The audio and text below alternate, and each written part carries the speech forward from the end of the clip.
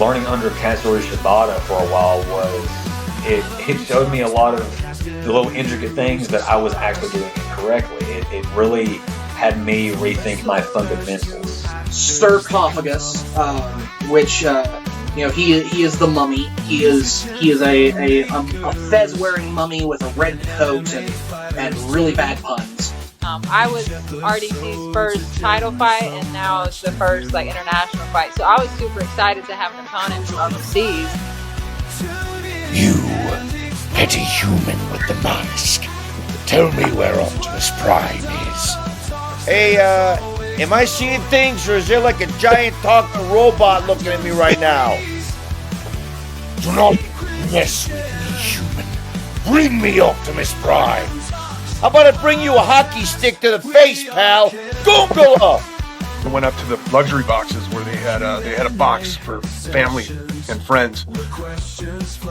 And that's when I looked out and I saw this little tiny ring in this giant sea of people, and I was like, holy fuck, I just did that. That's crazy. I really think Superman's going to be another Blue Beetle, the Flash situation where they end up losing money. I would like to be proven wrong. I would like for it to be good.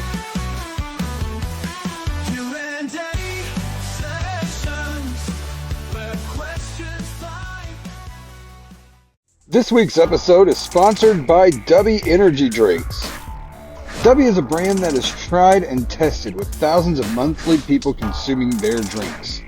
Dubby launched with just one flavor and slowly grew, and now they have created over 15 plus unique custom-made flavors that are enjoyed by thousands of monthly customers. So get off the big energy bandwagon and check out Dubby. This is how an energy drink should be. Jitter-free, crash-free, no sugars, no artificial colors or dyes, and no calories. And right now, you can get 10% off with the promo code ATPC90. From us here at the Adam Talks podcast as a special gift for you, just for checking out the show. So go to dubby.gg and use the promo code ATPC90 to get 10% off of your order now. And we're back with another one. We have a returning guest, and I am very happy to say we have her on. Very tough lady, very mean lady in the ring. We have Erica Torres back on the show. How's it going? Thank you for having me. Oh, yeah, no problem. Always a good time whenever you're on. We get a really cool conversation. Very happy about that. So, welcome back to the show. It's awesome to have you here. I was going through some of your matches and stuff that I was going through a list. I don't remember what it's on, cagematch.com or something like that. I can't remember. And there's 3 names that pop up over and over and over. And it's Nikki Knight, Skylar Slice, and Evelyn Carter. Is there something? Is it like an ongoing thing? How did all 3 of those sort of things start, and why do we keep seeing them over and over again? Well, for a while, I was the only one around the Oklahoma scene for a while, and then Nikki popped on the scene. We trained together for a little bit, and then she started working and stuff, so she was a rival of mine for a while. Evelyn Carter, she popped up, and we were rivaling here in Oklahoma, out in Texas and stuff for a while.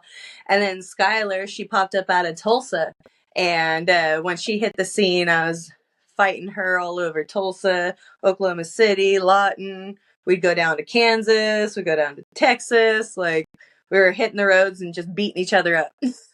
Serious storylines between them, I'm assuming? Oh, yeah. We always had storylines, different things. We were always fighting over championships. For a while, me and Nikki were fighting over Queen's crowns, and just, you name it, we were fighting over it. That gum. Like I said, I've seen it over and over. I was just like, holy cow, this must have been something serious in the world of kayfabe. Oh, yeah, and the good thing is we had a steady going, If there was a lot of women that weren't able to make it out, we always called each other up, hey, you want to fight? Let's fight. Bring the best out of each other, I assume, right? Oh yeah, most definitely. Me and Skylar, we've been in ladder matches. We were in cage matches together. We fought against each other. We fought with each other. Dadgum. Man, I think that that's the cool thing about wrestling, that a lot of people watch it to see the stories, to see this person versus this person, or these two people that you would never think team up would team up and stuff. And I think that's what people are really drawn into wrestling for, wouldn't you say? Oh yeah, most definitely. You never know what's going to happen. It's pretty much like I call it a man soap opera, you know. That's, Everybody's out there to, win championships, but then, if somebody steps on your towel and just got to pop them one, or if they disrespect you whenever you're trying to climb to the top, well, then you got to put them in their place. oh my gosh. Yeah, I know that's what my dad called it all the time. Whenever when I was a kid, I was growing up like 5, 6, 7 years old, started watching it, and then as I got older, Dad was like, I was like, "What are they doing? What are they doing?" Blah, blah, blah. I just go on about it. And he was like, "Oh, it's just a male soap opera.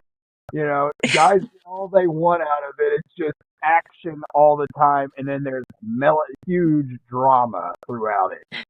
But Well, Olympic, I mean, if you think about it, the same thing happens on sports teams and stuff too. I mean, if you're on a team with a bunch of other guys, you guys all want the same thing. You want the money and you want the championships and you want yeah, your flowers. And if somebody else is getting in the way of that, well, you kind of got to knock them back down.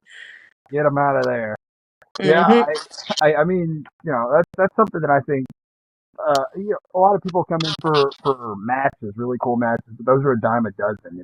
Hard hitting matches. Yeah, those are awesome, and you know a lot about that. But those are also, here and there. The stories are what ties people in, I would say, wouldn't you? Oh yeah, most definitely. Because somebody will want to watch you kick somebody's ass, but if there's a little bit of something behind that, because I mean, we can all relate to the time that you're going for a championship or you're going for a spot on the team, and then there's that other kid over there that's pushing just as hard, and then he might give you a stiff elbow or he might pop you in the side of the face, and you're like, all right, well, now we're doing this, and you got to just let it fly. Definitely, definitely. I knew you had worked with some bigger name people before, and I'll get into that here in a second. But one match that I think I've reached out to you and I talked to you about that stood out from any of the other ones that I have seen of yours was whenever you were, what was it? You were the queen, and he was the king of Texas, and you had this knockdown, drag out fight with Barrett Brown. I was just mouth agape watching that match. How did that come about? Well, the company had asked if I would be willing to do a match with Barrett, and I was like, yeah, sure, no problem. And at the time, I was doing, the whole rightful queen gimmick and everything, and Charlotte popped up and she started being the queen, and I was like, well, damn, now I got to switch it up, figure out what I'm into. And my boyfriend at the time was saying, hey, well, you kind of got this witchy vibe and stuff. You can go with the whole witch gimmick because we're on the road listening to Rob Zombie and American Witch came on. And he's like, well, you're a 3-time All-American. This song's pretty cool. You can kind of do that. And so I was like, all right. So do the American Witch. And it came up just at the perfect time because he was the king of Texas. I was the queen at the time. And I was like, all right, time to shed the crown, bringing out the claws. And so it was a really good transition. And then it was also in the King and Queen's Diamond Ballroom thing. So it seems like it was meant to be. It was one of the hardest hitting matches I've seen in any promotion that I've ever seen. Like that's big ones included. I haven't seen anybody throw forearms or elbows or knees like either of you were doing in that match. You were like in his face, like pie facing him, and he was like, and then you were just like, bam, got him. And it was like, what the heck is happening right now? I assume Yeah, this. I really enjoyed that match as far as I knew that he would be one that would, bring it and give it. And I was more than happy with doing the same. And I felt like I'd be able to pull that extra something out of him, where we would have a match that would stand out. Because I mean, it was intergender matches all throughout the show, and my thing was, how could we be different? What can we do different? And I was like, well, these people are here to see a fight, so why not just slug the bejesus out of each other? And so we were just going back and forth. And then after it was all said and done, his mom was even in the crowd, and she came out. She's like, "Oh my God, are you guys okay? You guys are just beating the bejesus out of each other." I was like, "Well, yeah, that's what we were doing." It was crazy. It was just nuts. Like I said, one of the best matches, I think, hardest hitting matches I've ever seen in my entire life.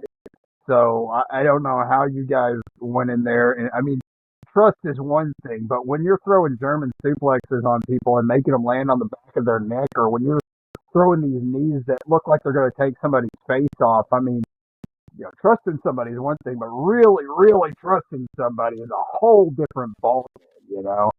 Well, that was the thing too, is we weren't afraid to throw in that extra because, I mean, the adrenaline's pumping too. So at the time, like, you feel it, but you don't feel it.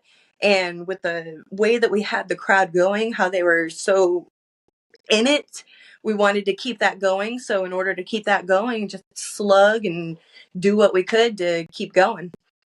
And at the time too, he was the king of Texas. Everybody loved him. And I was, of course, Erica. So everybody hated me. So I was like, all right, let's do this. Everybody loves him. Well, let me show you what's up.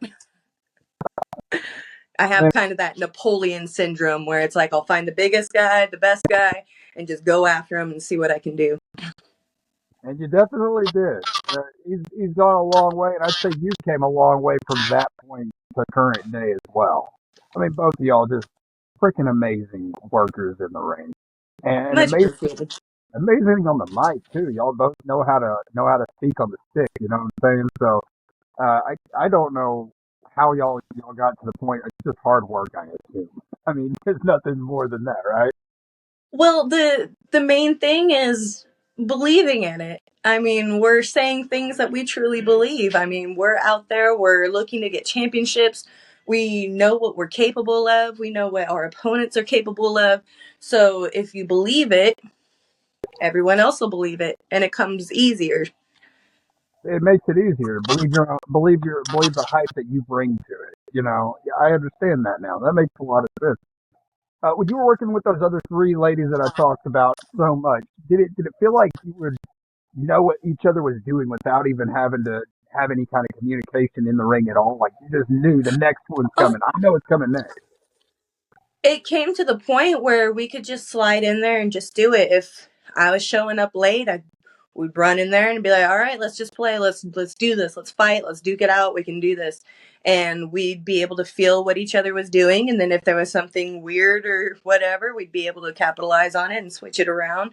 It came to a point where we trusted each other so much and knew what we were capable of that it felt just like an actual shoot fight. We'd go out there and just feel it out. And that's, I think that's what we all kind of strive for, is to get into that moment, because if you don't have something that's contrived, the spectators and the audience will be able to eat it up and enjoy it, because it is just a fight. And if you can make it less dancey, it's more believable, and the people will get into it a whole lot more. Oh yeah, I mean, you got the hardest hitting style I think that I've seen out of any. I mean, you could throw Shayna Baszler up there, you could throw freaking Ronda Rousey up there, I guess, but you have the hardest hitting style I think I've seen. I don't know if Thank you, anybody. thank you. Yeah, I've always trained with men. I've trained with the boys, growing up competing with the boys, and not to say anything bad about the girls, but it's having that extra, like, aggressiveness about it. You're there to fight, you're there to win, you have the competition going. So in order to do that, you got to really throw it in there. You got to really be going. And I think that's what set me apart from most of the other females out there, is just training with the men, fighting with the men, thinking like the men. I mean, I'd watch like a 5-minute video of Troy, all the Brad Pitt fighting parts and everything, and just the build of that story and everything, and get you really amped up and ready to go. And I grew up watching a lot of the action stars and everything, Arnold Schwarzenegger, Sylvester Stallone, watching all those action movies, and it's like, that's what I want to do. I want to be that guy. You're gonna be hanging off of a rope on a ski lift. Just anyway. Cliffhanger. I don't know if that was true. Oh yeah, I love that movie. That was an intense movie when I was little. I was like, oh my god. The Rocky series stood out for me for him. Like Rambo and Rocky both, man. I love this. I was always more of a fan of Rambo than Rocky. Yeah. The of course, Eye of the Tiger is one of the biggest songs and one of the most used songs. And they would always play it during workouts. And I came to hate that song with a passion every time it came on. I was like, no, not Eye of the Tiger. Anything else but Eye of the Tiger. Oh my. Yeah, that's one of those songs you know it whenever it starts. It's great. I absolutely love that. Squirrel moment. Get back on track real quick. You've worked with some huge names. I mean, really big names. And I didn't even know you'd worked. Going through this process of checking out all your matches again because I did it last time whenever we had a conversation. I did it again this time just to double over everything. I was like, holy crap. No, wait, hold on. So Barrett Brown, yes, big name. New Japan, AEW. He's worked WWE. He's not worked TNA, but he's worked all the other places that are huge. Mm-hmm. Wow. Okay. First, that one. Then there was Jazz, a legend. You worked with Rodney Mack. What the heck? AEW star Layla Hirsch. Former AEW star Fuego del Sol. AEW star Thunder Rosa. Sure Ballad Hall of Famer Mickey James. You worked with her. You worked with current NXT wrestler Shotzi Blackheart. Yep. Wow. That's crazy you got to work with all of these really high-level athletes. What were you able to pick up from any of them? Oh man, just that form of how do I want to say it? The form of believability. Basically, we're going to go in there. We may not be doing anything too crazy, but we're going to be doing something that is going to give the fans what they came to see. They want to see people beat the bejesus out of each other. So that's what we're going to do. I had a blast working with Jazz and Rodney Mack because I was like, give it to me, whatever you want to hit me with, let's go, you know. And at one point we had a match, me and Jazz, out at one of the universities in Texas. And it was supposed to be a heel thing, and she was like, I'm worried that it's not going to work or whatever. And I was like, don't worry, they're going to love you, they're going to hate me. I mean, you're Jazz, they're not going to want to see you get beat up by me. And so we go out there, and of course I hit her once, boo, she hits me and starts firing up and beating me up, and they're just like, yeah. And I was like, all right, see, that's what they wanted. That's awesome.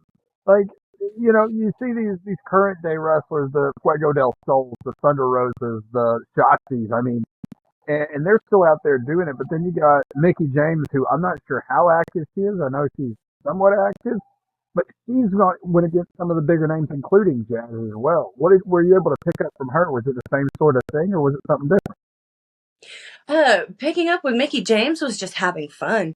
I mean, when I got to work her, we barely thought of anything. We just went out and just kind of had fun, just felt it as we went. And that was definitely one of the matches that I appreciated. Just going out there and doing it, not having to think about a lot, not having to program a lot, not having to, create a whole dance, just feel it, just go and beat each other up. In my experience, I'm still a young wrestler. From the matches I've had, I think 7 matches total since 2022, and I know for me it helps to be able to get in there before and just to talk about some stuff, just maybe spots even or whatever. Is it easier for you to just go out there and do it in the moment, or is it better for you to be able to have that time to talk to them beforehand?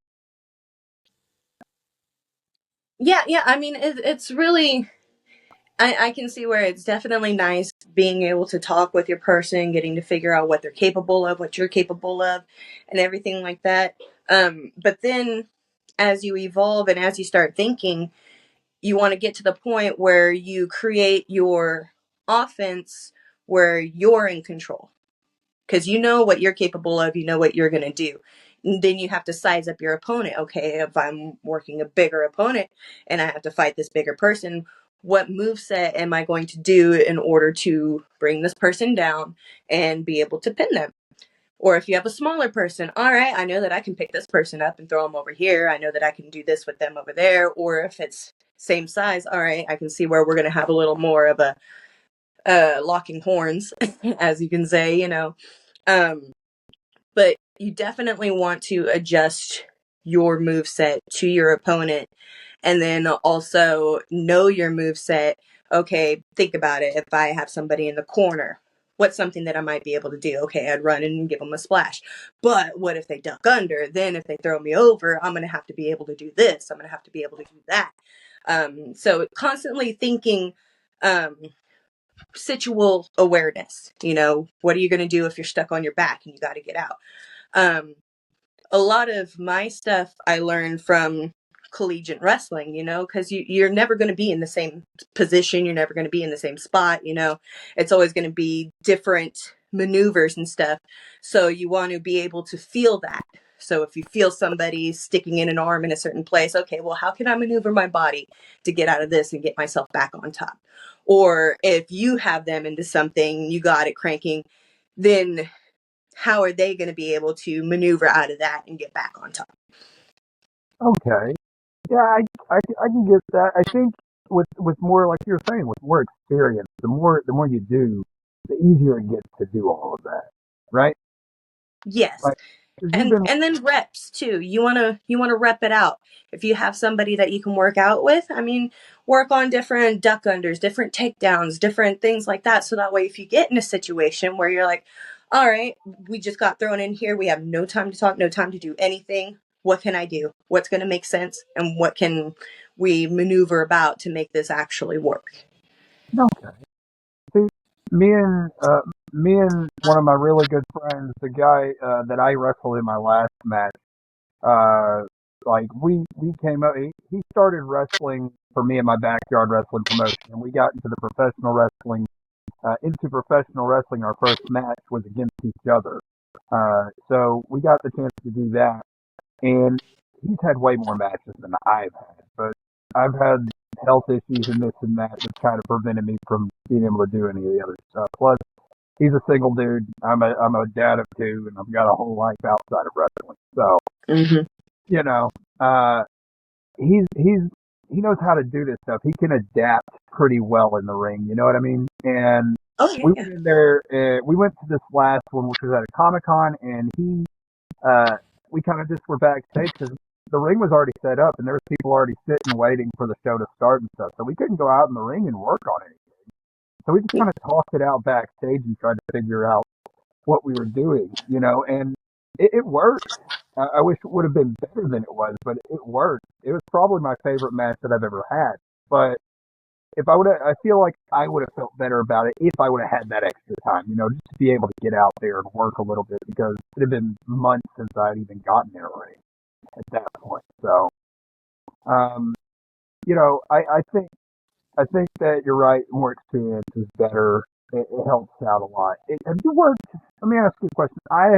In my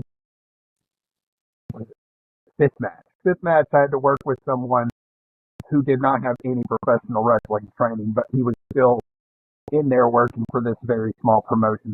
Have you had to work with anybody who hadn't had training? Oh yeah. I've had to work with a lot of people that have no training whatsoever and have to pull something together and pull it out of them. In fact, there was at one point one of my opponents had canceled at one of the promotions I was going to, and so I called up one of the ring announcers who trained with me a little bit, but she wasn't polished yet. And I was like, "Hey, I need an opponent. Can you do it?" And she's like, "I don't know." And I was like, "I promise, I'll take care of you." And she's like, "All right." So I know her capabilities. I know what she's able to do. I know how to keep it simple. If you basically just tell a story, then you don't need all kinds of moves. You don't need all of that stuff. If you can bring some emotion out within your opponent and within the crowd, then you don't need all of that. So it is very possible and very easy to keep a match very simple with someone with no experience, than to plan out this whole convoluted thing and then worry about them getting the deer in the headlights look 2 seconds in as soon as they hear the bell. See, I had the problem I had in that match was we were able to work a little bit. I was able to see what he could do and stuff, and I thought he was getting what I was saying. We walked through the match, walked. We didn't run through it. We walked through the match. I had planned it out and everything, and he was willing to listen and stuff. But the match came, ding, ding, ding, and it just all fell apart immediately. So it was like, come on, man, we talked about this. What are you doing? So then we just kind of went at it, and I was talking mad shit to the crowd. It was great. They hated me. It was awesome. I loved it. But I think it's easier to be a bad guy if you're not a bad person. I don't know if that makes sense or not. For me, it always has. Like, I'm a really humble brag. Anyway, I'm a really nice dude normally, but in the ring, I can be a real shithead. You know what I mean? And I think it's because you want to be able to show that side of you sometimes. Well, yeah, and you also know what irks people. You know what irks you, so you know what to give out to the people to make them hate you. Doing that isn't hard at all. It isn't hard to be an asshole. You said it. What do you think? Where do you think people go wrong with wrestling? Like the viewing audience, where do you think they go wrong? Is it the whole it's fake, it's boring, it's too violent, or it's not believable? Where do you think people go wrong looking at wrestling from the outside? Probably, I would say overthinking, oversaturating, doing too much. I mean, you're only going to remember what happened at the end. You're going to remember who won and how they won. But if you can pick those moments where you can, I'd say bullet point. If you can bullet point out some major spots right there that people hook into, then that's all you need. The rest of it is just fluff because they're not going to remember everything and all of it. But if you can pick out some stuff that they can relate to and ooh and ah off of, then that's all you need. You don't need to go out there and kill yourself. I mean, we're not doing the whole Coliseum business, yay or nay. You're going out there, you're looking to pin your opponent, hold them down for 3 seconds. Simple as that. Are you going to roll them up? Are you going to hit them with a big slam and cover and hold them down that way? Or are you going to submit them and tap them out? Simple. So how do you get there? You got to work your person down in order to get that final bit. So if you can just stick with that, that's all you really need. Right. For people who aren't necessarily wrestling fans, if they come in the room and they look at the TV, they're watching with your, hey, I want you to watch my match. Come and check this out. And they come in, they're like, ha ha ha. I've had people laugh at me watching some of my matches because they're like, that was just, no, that's why I can't watch it because it's fake or that's not believable or whatever. It's very discouraging to see that or to hear that. Especially for something you love, like the way that I love wrestling, like I have since I was 7. It's discouraging to hear that. You try to point things out to them. What is your response to people like that? That's when you tell them, hey, take a chop. You want to see how fake it is? Take a chop. But one of the main things is the believability. So that's why I throw so hard. That's why I hit so hard. That's why I make the person in the front row or the dad that's watching his phone, be able to see, oh shit, she really fucked that dude up. She really murked that dude. So that way there's no there's no ifs, ands, or buts about it. You want to do something where it makes sense and it's hard hitting. So there is no air in between where they could be like, oh, that. Yeah. For me, the argument that I always put up, even if it doesn't work, the first thing I always say is, so is everything else on TV. What's your point? So is everything else that you watch. Any other entertainment. You watch Star Wars? That's fake. It's not real. I hate to tell you that, but it's not. Exactly. I mean, you're there to suspend the disbelief. You're there to take somebody out of their normal everyday life where they can just have fun for a moment. So it's up to you to bring that out of them. If you succeed, great. If you don't, go back and think about how you got to do it in a different way. What audience are you in front of? That's one of the main things too, is you want to watch the first couple matches that are on the show, so that way you can gauge what the audience is wanting, because some audiences might just want a bunch of theatrics. Other audiences might just want a bunch of hard-hitting business.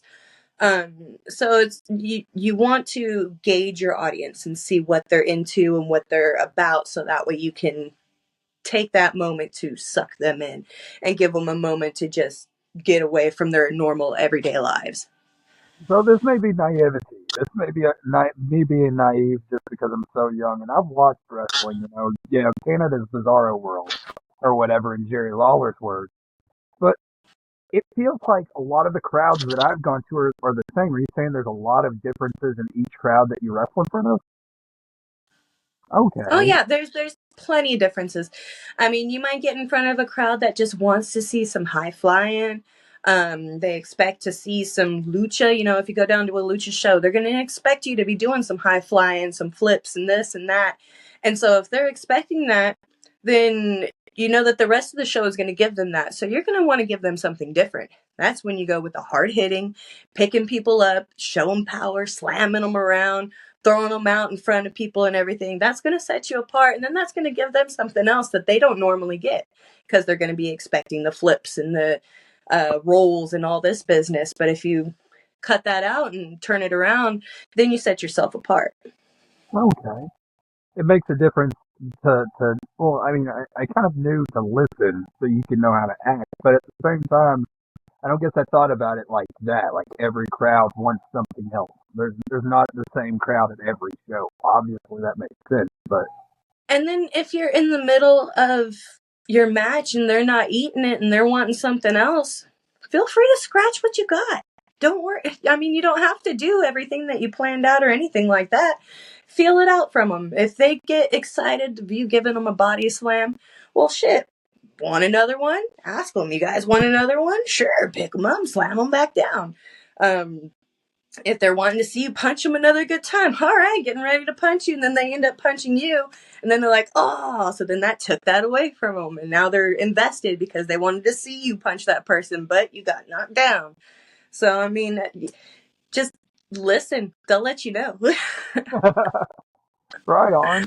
As far as young wrestlers, maybe like me, but maybe even different. Maybe even people who are having their first or second matches total. Where do you think they go wrong? Is it like they give up too early, or is it they're trying too much too quick, or what do you think they go wrong as a younger wrestler? I think that they expect, to get the reaction of Stone Cold or The Rock, as soon as they hit the curtain and as soon as they come out.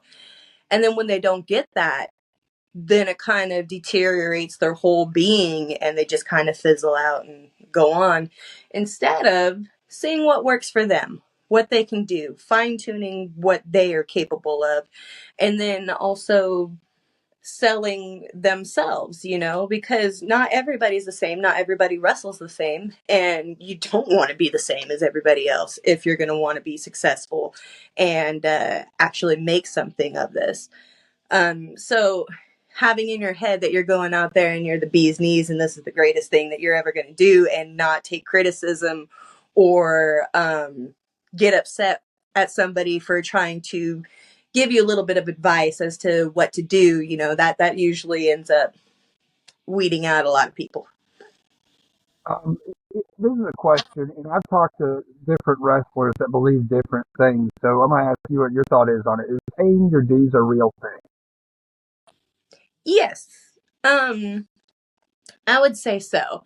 Now there's different variations of it. There's different things for different companies. Paying your dues and being taken advantage of, now those are two separate things, and that's something that you got to look out for. Because paying your dues, okay, you want to hand out flyers, you want to promote the promotion, you want to set up chairs, you want to show that you're a good hand and you're willing to be there, perfectly okay. Not getting paid, getting beat up, getting hazed, going and washing cars, that's ridiculous. And that's where you're being taken advantage of. So that's something that somebody definitely needs to take into consideration whenever they're coming into the business and who they're choosing to do their business with. That's why it's very important that you want to go to proper wrestling schools and proper academics and not get into these little ho-dunk guys that think, oh, I paid for a wrestling license and I just opened this school, so come and give me your money and then go wash my car. No. Have you seen a lot of those kinds of people though? Oh yeah, they're all over the place. Oh my God. They're everywhere. Oh my goodness. Yeah, I don't guess I've ran across any of them. I know frustration for me came, and I guess it is because I'm used to doing my own booking and stuff like that from backyard stuff. I made the stories, I did all this, and then my first 3 matches, loss after loss after loss after loss. It's like, God damn, dude, come on, throw me a bone here. But looking back, it's like, dude, you didn't know shit. You're still learning. You're just dipping your toes in the water of this. Why are you complaining when you're getting the chance to do this? And you're getting paid for it. I mean, what do you have to worry about? Why are you complaining? It's not like you're going out there and, like you said, not getting hazed and not getting like punched in the face or kicked in the gut hard way or anything like that. I'm not getting busted open or anything. No one's doing anything to intentionally hurt me. And everything worked out great. The people gave me a lot of advice that I really cared about. DJ Hall gave me advice. Trayshawn Prince gave me advice. William Blackwell gave me advice. So I got to learn from some really good guys whenever I was in there. Not only them, but my trainer, Antonio Reyes, trained me really well, trained everybody that I've known really well. So I didn't really have a lot to complain about then. But like I said, other people that I talked to was like, nah, man, we should be able to go in there and they should have a good story. They shouldn't just be thrown into a random match. It shouldn't just be this and that. I'm like, well, part of me at the time was like, yeah, I agree with you, but coming back on it now, it doesn't really make a lot of sense now that I'm thinking about it and saying it out loud. You know what I mean? Well, yeah, you have to make the promotion see something in you because they're spending money on this. They are creating this whole thing. They have a product that they're trying to sell. Now, if they're throwing out some great value nonsense, it's going to bring that whole product and everything down. So if they're making stupid decisions and just letting things go and throwing rookies in there to do whatever and win championships, well, that's not going to keep the people around because the people aren't going to want to see all of that nonsense. So whenever you're coming up, you're going to have to show the promotion that you are going to be dependable, and that you are bringing something to the table that they are going to want to use. Not just, hey, I'm here, I'm the best ever in my own little head, book me to win your championship. That's not how it goes. I mean, again, they're there to make money. So if they're not seeing improvements out of you or seeing that you can connect to the crowd or that you're able to bring in money and fill those seats, then they're not going to want to mess with you. Right. And I feel like that's something that everybody should understand and at least be okay with, because I mean, here we are as athletes and businessmen and businesswomen, and you're not going to want to go and participate with somebody that is not going to be able to bring you money or promote you in a good light. I got you. Yeah, it makes sense. Like I said, thinking back to 2022, after those first 3 matches, I was just so irritated. And I can imagine other people would feel that same way. Do you think that maybe some of the reason why they fizzle out so quick, or it could be other things? Why do you think they fizzle out so quick in their first couple of shows or whatever time frame it may be? Why do you think the younger wrestlers who are brand new to this may, be deterred or to go away? I think it's because they're not getting what they want immediately. Kind of like a kid. If they don't get that toy that they want immediately, well, then you're the worst parent in the world and they're not going to want to deal with you. But grandma gets it for them. And heck yeah, I'm all about grandma, So you want to instill into this person a sense of pride, you know. I mean, my dad used to always tell me this, and I always used to get pissed off because I hated the song. But you can't always get what you want. But if you try sometimes, you just might find you get what you need, you know. So that's always what's going through my head. And you know, I've lost so many matches. I've got my ass kicked so many times. But what someone is going to get behind is, okay, you got your ass kicked, but are you going to get back up? Are you going to keep going? Are you going to prove otherwise that someday you might have that glory day in the hot sun? You know, so, you know, that's someone to get behind. They're getting their ass kicked, the underdog, boom, boom, boom, boom. And then finally they get that one win and they're like, oh my God, we knew you could do it. You just had to take the time, you know? So if they could wrap their head around that and kind of look at it that way, then, you know, the sky's the limit. Definitely, definitely. You know, I think that a lot of people get deterred real quickly, and they just kind of fade away, and it's very discouraging seeing that too, especially if you're coming up with these people in the business, you're first starting in the business with these people, and then all of a sudden they're just nowhere to be found. You know, they're just gone. It's like, hey, where did Randy go?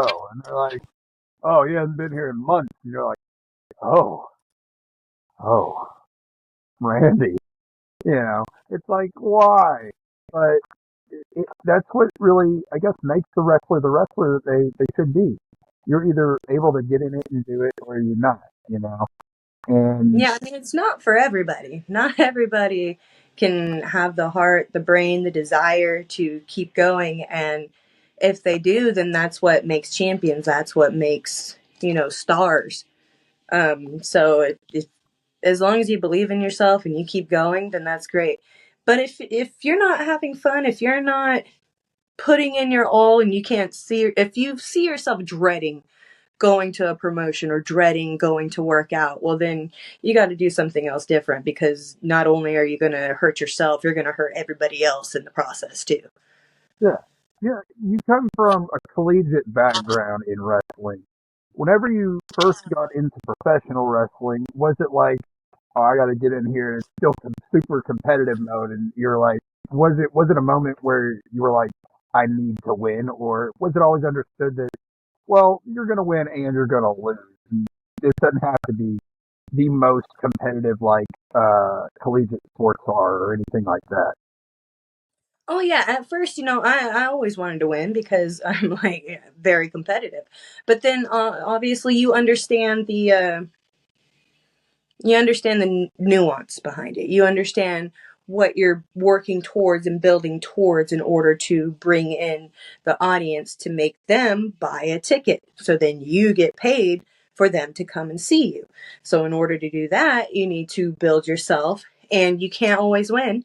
And I mean, that was fine with me too, because I never always won in collegiate wrestling.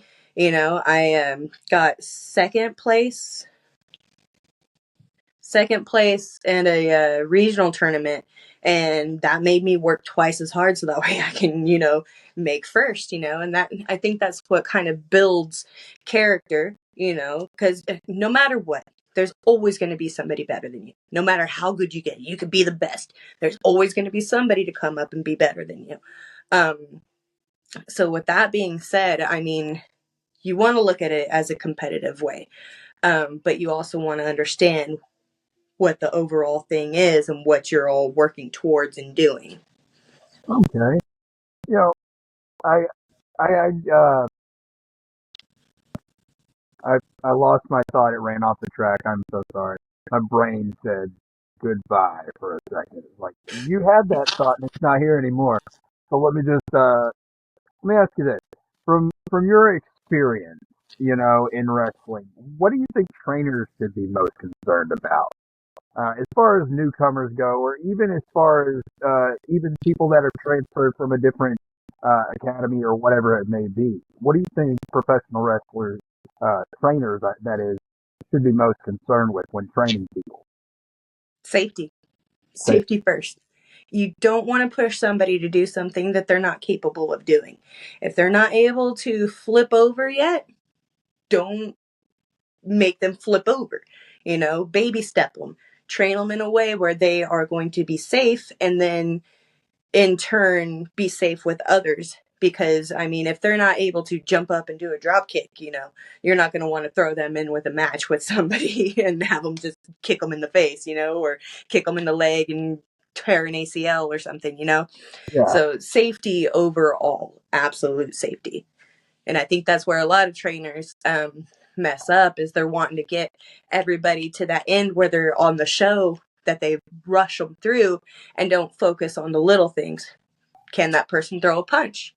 Can that person throw a forearm? Can that person, yeah, sure, they can jump off the top rope and do like 50 million little spins, and they can jump to the outside with a big old crossbody, but can they do an arm drag? Can they lock up? Can they Yeah. roll up? Definitely. And you just answered the next part of the question I was going to ask, which was, where do you think they go wrong the most? And that makes sense. They want to get more competitors out there so people can see that it's not just these 4 guys or 6 guys in here. We've got more coming right now. But if they can't do the simple fundamentals and stuff, which is something I'm super happy that my trainer honed in on the most. And I was so impatient when I first started going in there. I was like, I don't want to learn to tie up. I want to learn how to do this. I want to be able to do this and this, and I want to do this. And that's why 2018 to like 2020, I didn't do any professional wrestling training. I went in there like 2018, but I got so frustrated from it, But I'm super happy that he taught me that. The fundamentals, arm drags, hip tosses, tie up, your hammer locks, your top wrist locks, your side headlocks, all of that good stuff goes into, you can make a match out of just that simple stuff. And I know, because the very first match we had, me and Glenn, that's literally all we did, apart from a couple of clotheslines in our finisher. That's literally And again, when you're working with people that are brand new or have no experience or anything, those are the type of things that you're going to have to use. And those are the type of things that you're going to have to do, because you know that you are able to control that person in a safe manner while also pinning them. The guy that had no training that I talked about earlier, he didn't know how to do hardly any of that. His side headlock or his headlock takeover, I had to do most of the work whenever he was doing that move to me, because he just kind of dropped to the ground. I had to flip over him. He didn't guide me over. He didn't make sure anything, do the quick look at me whenever we go to the mat to make sure we have eye contact once you hit the ground and stuff. He didn't. There was none of that. It was just a real quick jerk. I was like, what is going on right now? You're going 3,000 miles an hour, guys. Chill out, But the fundamentals are the super important thing, because, like I said, you can make a match out of just strictly fundamental wrestling. You don't have to have a ton of stuff. Sure, they're going to want to see punches. It may be a boring match. You can make a full match out of just the fundamentals. And if they're rushing you to go and do cross bodies, like you were saying, or any other stuff, just rushing, trying to get these flashy moves out there, you're not going to get what you need to be a safe worker in there. It's going to be dangerous. You could hurt somebody or even yourself. So I completely agree with that. That is something that should be the main thing that they focus on, making sure you and your opponent are safe throughout the match. How do you work with a newer wrestler? We may have touched on this a little bit earlier, but how do you work with, like, if it is their very first match? You did talk about having that one person that you're a ring announcer or whatever come in and help you when someone canceled out. How did that go for you, like, for them? I know you talked about it a little bit, but how did you, if you had to go into like some detail, how did you get in there with them having zero in-ring, like, in front of an audience or anything like that? How did you get in there and ensure that they knew what was going on and that they were safe the whole time? Super simple. You give like 3 moves. 2 moves that they know. You have 2 moves that you know. That's all you need, and the rest you just fluff in between. Okay. I mean, if you're working with someone that's experienced, you don't want to, berate them with a bunch of stuff that's unnecessary, because then they're going to get scattered. They're going to completely forget everything, and they're not going to know what's going on. All they need to know is the beginning and the finish, and then maybe whatever one or two moves that they understand and can possibly do. In fact, you might want to give them 3 moves that they can possibly do. And then at any point, if the match doesn't call for it or you guys don't need it, you can throw it out. I wrestled someone where we were starting to go out of time. They're still pretty green and they didn't realize it, but I went ahead and went on to another spot. And they were like, "What's happening?" Don't worry. You know your spot. We're leading to this. Don't worry about the rest of it. We're here. This is now. This is all we need to worry about. And then it flowed perfectly well. You want to get to that point where you have an A, B, and C plan. You know, you have your A plan, what you're expecting to happen, and then B if that goes into shambles, and then C if that goes into shambles, you know? So you always want to take it down, and you just want to keep it as simple as possible. You know, I've never, and I may have been told that by somebody else, but I don't remember if I was told that same thing. You know, have a backup plan and then a backup plan for your backup plan. I mean, have you had to utilize that during matches where stuff just either goes wrong or it just doesn't work out in the first plan, and then you've got to go with the next plan? What is that like? All the time. Adapting? All the time. You always have to adapt. You never know what's going to happen. In fact, down at ROW here recently, we had a ladder match. And when I went out there and was scoping things out, I had specifically 2 ladders that I wanted to use. Specifically 2 ladders. Soon as I went out there, could not find either of them. So I had to use different ones. And then finally, towards the end, I found the one, because I was running throughout the match the whole time looking for these specific ladders that I needed.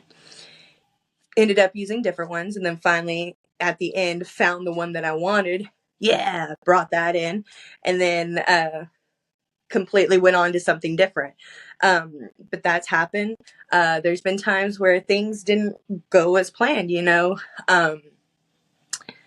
Tables weren't there, chairs weren't there, you know, different things that I specifically wanted to use weren't there, so I'd have to improv. There's been a few times where I went to hit my submission and they were turned the complete different opposite way. So I had to do it with the opposite side and get that thrown in. Here recently at the ROW, I wanted to give one of the girls a belly to back on the ladder. Well, when I went and scooped her up, we were on the complete opposite side as how I had in my brain. So I had to flip to the other side and do it that way. You're working with Reality of Wrestling, Booker T's promotion. You're working at Memphis Wrestling. You're working, most recently anyways, with two of the biggest independent promotions, I would say, in the country. What is that like, differing from working with maybe Diamond State Wrestling or a Metroplex Wrestling or, I mean, you know, even an NWA whenever you worked years ago? How does it differ working with these other promotions now that you're working with them currently? Oh man, it makes me feel like I'm at home. It makes me feel like that's where I'm supposed to be. Whenever I'm strolling in any promotion I go to, I'm there to make money. I'm there to give the best performance that I possibly can. So whenever they ask for me to come in, then I'm like, heck yeah, I'm coming in, and I'm coming in with a purpose. So my whole thought process is, these places that I'm going, this is where I'm supposed to be, and this is what I'm going to do, and this is what I'm going to show. So if you want me there, you're going to make money, because I'm going to make sure that we make money. Definitely.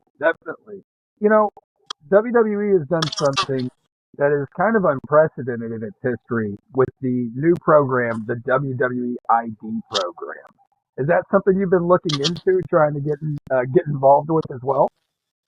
Oh yeah, most definitely. I mean, I'm always looking to get involved into anything. I mean, I'd love to go work with TNA. I'd love to go get a chance to work with AEW, you know. I've been fortunate enough to work with WWE and some of their stuff. So I'm just looking to keep on climbing that ladder, so that way finally I could be like, hey, I'm here. Everybody in the world, look at me. Now, look at me.